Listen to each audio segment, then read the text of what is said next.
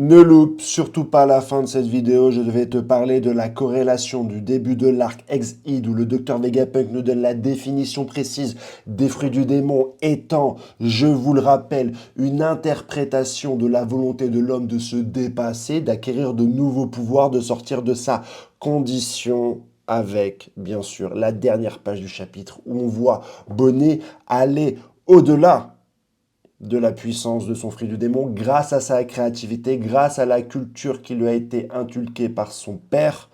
Tout à la fin de la vidéo. C'est une vidéo un peu longue, mais voilà, régale-toi, c'est vraiment du nectar de chocolat. Allez, bye. Salut les mecs, j'espère que vous allez bien. Bienvenue dans cette vidéo du résumé complet du chapitre 1101 de One Piece Malheureux, où on va un peu plus développer deux personnages qui prennent un petit peu leur marque et avec des routes qui se séparent. Des personnages qu'on avait connus ensemble depuis maintenant quelques chapitres. Je parle bien sûr de Jawali Boni et Bartholomew Kuma, qui vont, j'espère, conclure ce chapitre qui dure. Certains en commentaire, parce que je lis tous les commentaires, me disent qu'ils en ont marre. Ça fait un certain nombre de temps qu'on est maintenant sur le flashback de ce personnage. Flashback qui a réussi, moi, à m'embarquer, on va être complètement honnête, parce que j'étais pas fan de Bartholomew Kuma avant que l'auteur prenne la peine de nous raconter un petit peu son histoire. Il était Shichibukai, corsaire, révolutionnaire, pirate, roi, tyran, cyborg, il y avait vraiment trop de choses autour de ce personnage, donc beaucoup de hype, beaucoup d'intrigues, mais moi je me suis dit, voilà, comment est-ce que tu vas rentrer un petit peu toutes ces cases dans un seul et unique personnage, dans une seule et unique histoire. C'était ça un petit peu le propos que j'essayais de vous dire, et forcé de constater qu'à la vue de celui-ci, j'ai été d'abord méga hype par God Valley, tout comme vous, cette espèce de feinte de frappe que nous a mis Eiichiro Oda. Et finalement, j'ai été happé par l'émotion qui en sort, tant ce personnage a été maltraité par Oda, par son environnement, par le monde de One Piece, voire même par ses amis, même si, dans le dernier chapitre, Vegapunk a été réhabilité, et j'en parle vraiment à l'intérieur. On le découvre notamment à travers le discours de ce cher Saturne. Et là, cette fois-ci, ça va être Dragon, parce qu'on va rentrer directement dans le vif du sujet. La première partie va traiter de Kuma, donc, qui arrive donc sur Fushia.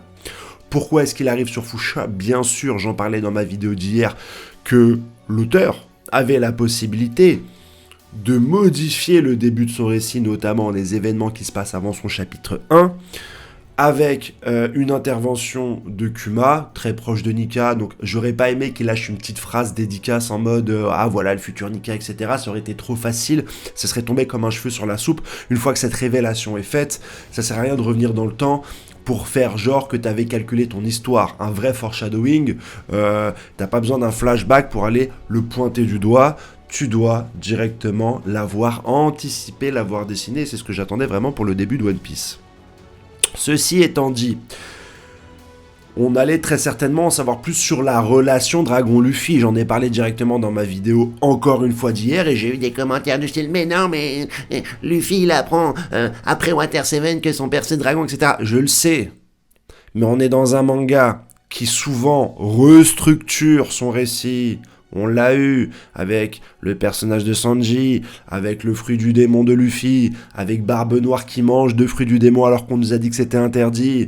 Oda remodélise avec une certaine créativité et tout en restant logique les règles de son propre manga.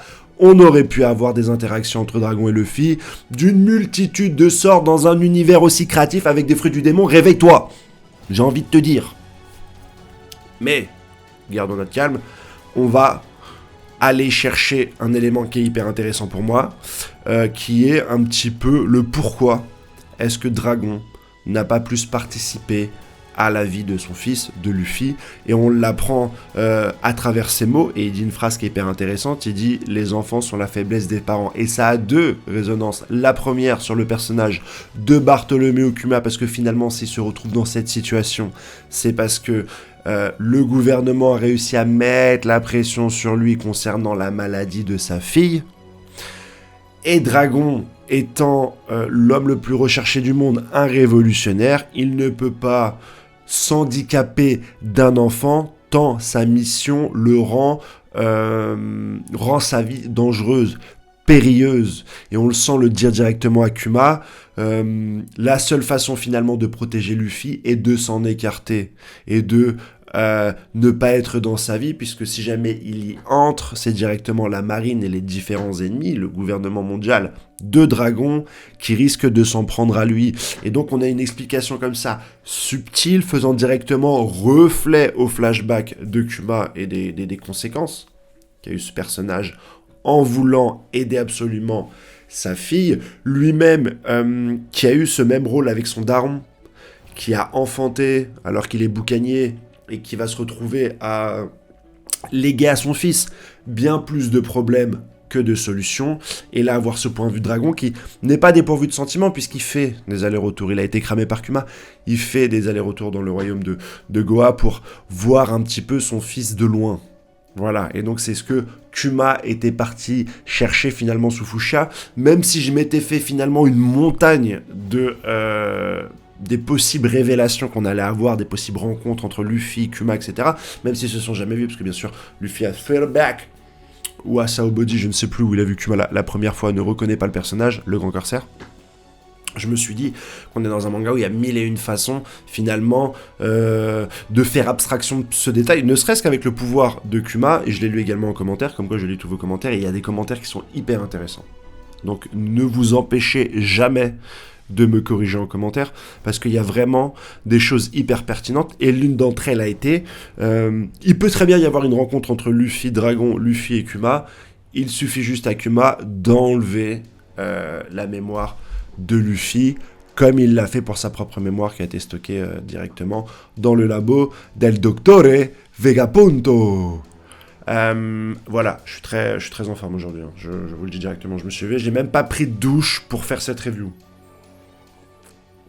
Et le meilleur reste à venir, parce que, encore une fois, Oda structure et modélise son récit.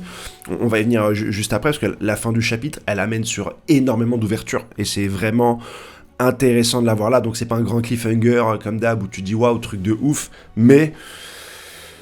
Et ça résonne avec le début de l'arc, mais on en parle tout de suite après, puisque c'est pas les seules informations. On a directement donc Luffy qui s'entraîne avec les animaux de la forêt. C'est un petit peu un rappel de son entraînement finalement avec Rayleigh et du Haki, où il a dû affronter tous les animaux de la forêt, mais beaucoup plus puissants pendant l'ellipse.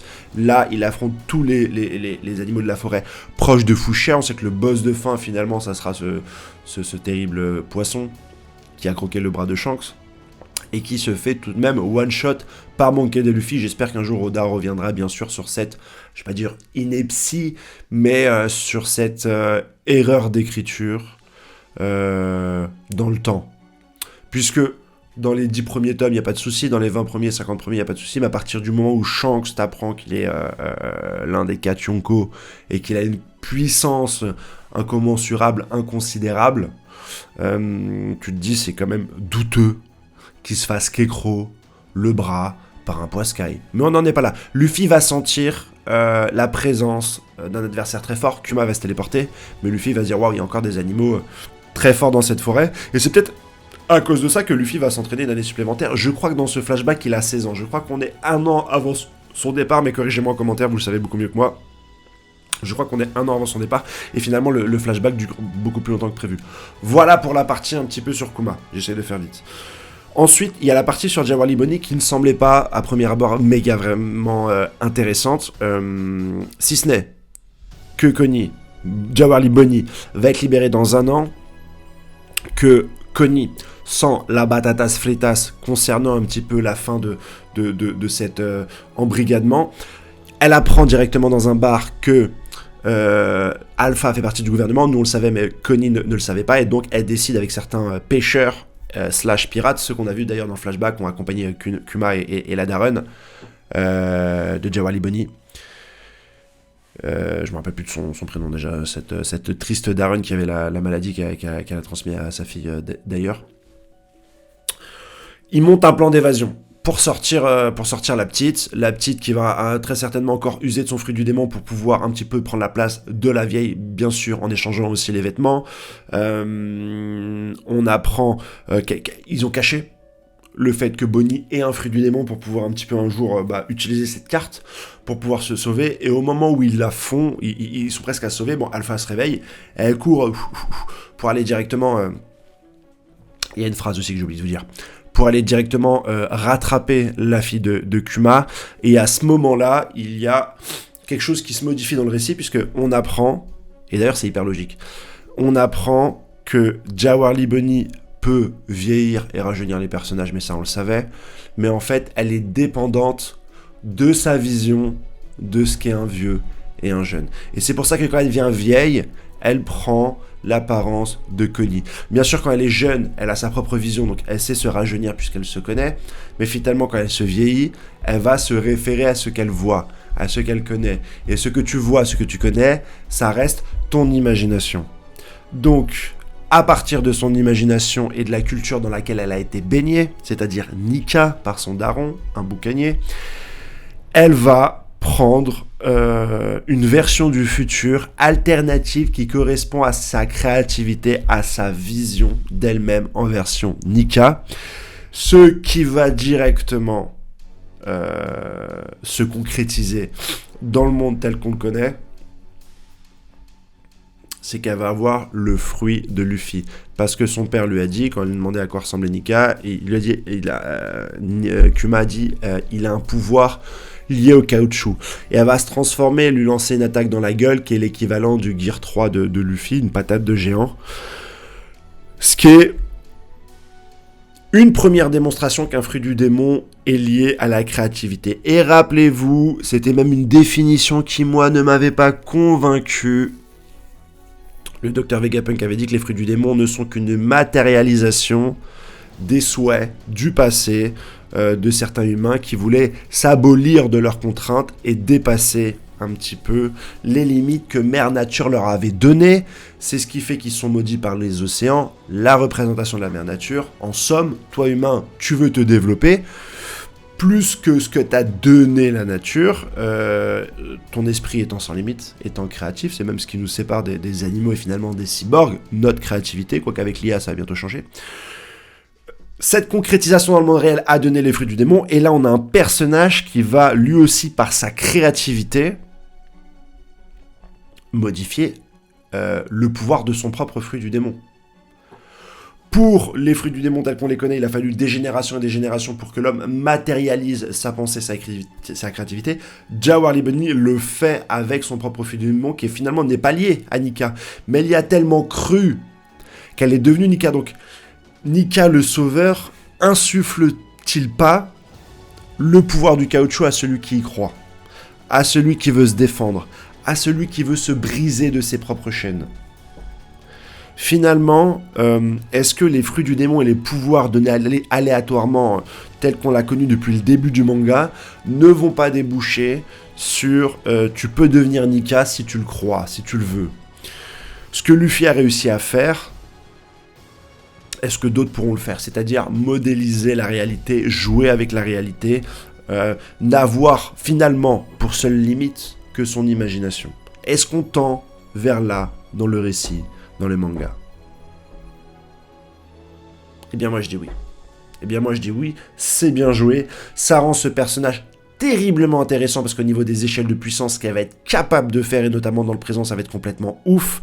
Il n'est pas exclu que ça soit elle qui finalement déboute ce cher Saturne. Ça serait mieux que Kuma. Finalement, jusqu'où pourra-t-elle aller?